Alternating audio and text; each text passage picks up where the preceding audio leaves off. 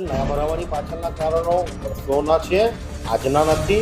મૂળ નગરપાલિકાની આર્થિક પરિસ્થિતિઓના લીધે આ વીજ બિલો વધી ગયા હતા અને આજકાલના નહીં, વર્ષોના જૂના બિલો હતા. તેના લઈને સરકારનો આ કોન્સેપ્ટ હતો અને સરકારશ્રીએ આ એક મહત્ત્વનું પગલું ભરી ગુજરાતથી લઈને ગુજરાતની તમામ નગરપાલિકાઓને પગભેર કરવા માટેનો સરકારનો એક મોટામાં મોટો પ્રયાસ હતો.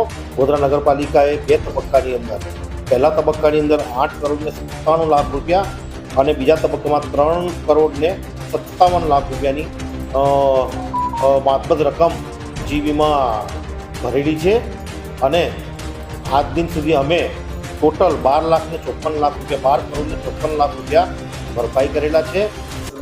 નગરપાલિકાના લગભગ અંદાજે 3 કરોડ રૂપિયા જેવા વીજ બિલના બાકી હતા, જે અંગેની સરકાર દ્વારા લોન કરવાની દરખાસ્ત કરવામાં આવેલી હતી.